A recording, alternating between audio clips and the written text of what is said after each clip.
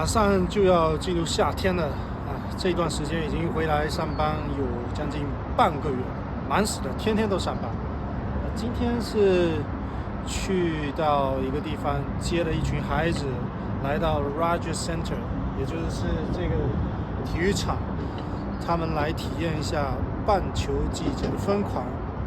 这是蓝鸟队，多伦多蓝鸟队的主场，所以很多个学校的4、5岁的孩子们都集中到这里来感受一下，来体验一下。那这些小朋友呢，很兴奋，为什么呢？你看，多数来的都是校巴，他们校巴是经常坐，但是我的大巴呢，他们是第一次坐，所以非常的兴奋，很开心。那我现在所在位置就是体育场靠南面的这个位置，它的旁边就是 CN Tower。那些飘的旗的那些就是蓝鸟队的队旗和标志。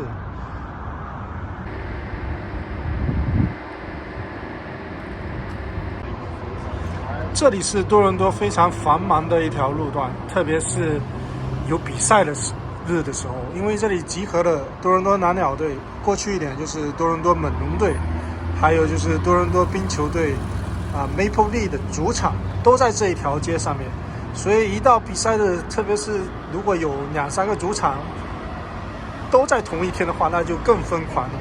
平时这个棒球比赛一到，这条路就会被警察封了，然后就不让车进来了。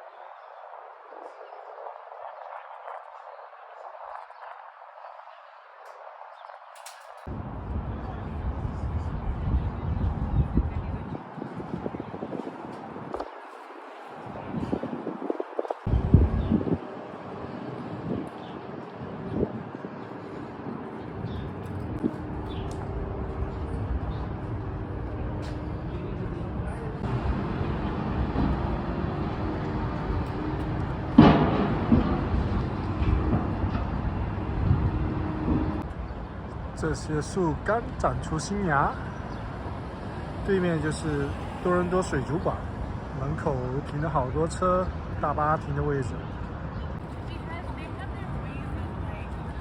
街的对面这边就是多伦多的火车历史发展博物馆，很多火车都在这，各种各样的。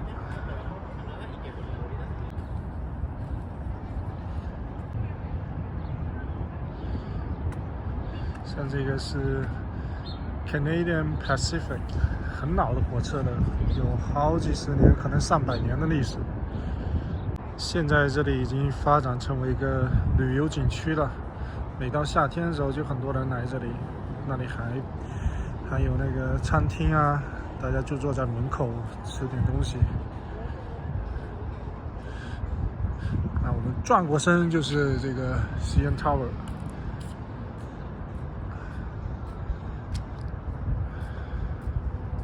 有个美女在自拍，另外一边就是高楼大厦 Delta Hotel。这一节算是比较近代的 GO Train 的一个车厢吧。